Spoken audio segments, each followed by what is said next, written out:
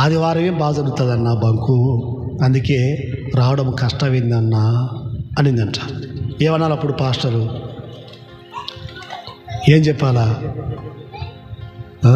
నువ్వు మందిరానికి రాకపోతే బంక్ ఎత్తిపోతాదని నేనంట. నువ్వు మందిరానికి రాకపోతే బంకి ఎత్తిపోతాదని అంట. ఈ మాట అనకముందు ఎప్పుడైనా నెలకు ఒకసారో, 3 నెలలకు ఒకసారో, 6 నెలలకు ఒకసారో వచ్చేదంట. నేను బంక్ ఎత్తిపోవాలంటాడా ఆయన? సేవకుడేనా? బంక్ ఎత్తిపోవాలంటాడా? సేవకుడు అట్లా మాటలు మాట్లాడొచ్చా? దూషించవచ్చా? ఎత్తిపోవాలని అనాలనా? నిలబడాలని అనాలనా? ఎత్తిపోవాలని అనాలనా? నాశనం కావాలని అనాలనా? లేకపోతే ఆశీర్వదించబడాలని అనాలనా?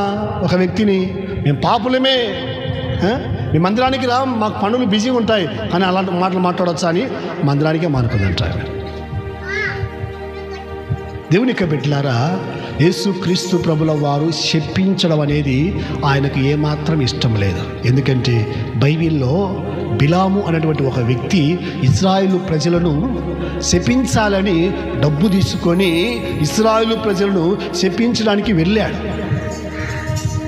దేవుడు ఎవరితో బుద్ధి చెప్పించాడు?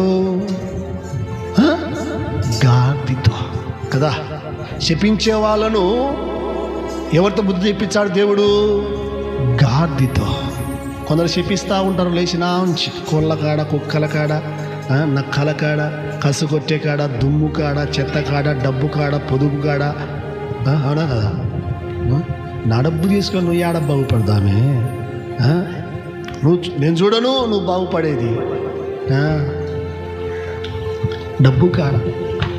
దేవుని యొక్క బిడ్డలారా, డబ్బు, నేనే ఒక మాట అన్నా, డబ్బు ఏం చేస్తుందంటే మనోన్ని పరాయోని చేస్తుంది, పరాయోన్ని మనోని చేస్తుంది. మనోడు డబ్బు మనకి ఇవ్వాలనుకో, మనోడు ఇవ్వలేదనుకో ఏమవుతాడు? పరాయుడు అవుతాడు. పరాయుడు మనకు డబ్బు ఇచ్చాడనుకో ఏమవుతాడు? మనోడవుతాడు కదా.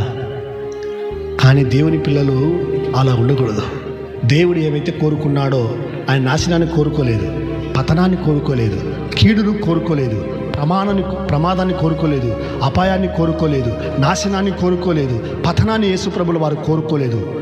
నువ్వు మంచోడు కావచ్చు, చెడ్డోని కావచ్చు, ఉన్నోని కావచ్చు, లేనోని కావచ్చు, మందిరానికి రావచ్చు, మందిరానికి రాకపోవచ్చు. బైబిల్ మనకు స్పష్టంగా తెలియజేస్తుంది, ఏ ఒక్కడు నశించిపోట ఆయనకు సంతోషం కాదు. హల్లెలూయా, హల్లెలూయా. ఆయన శపించే దేవుడు ఏమాత్రం కాదు.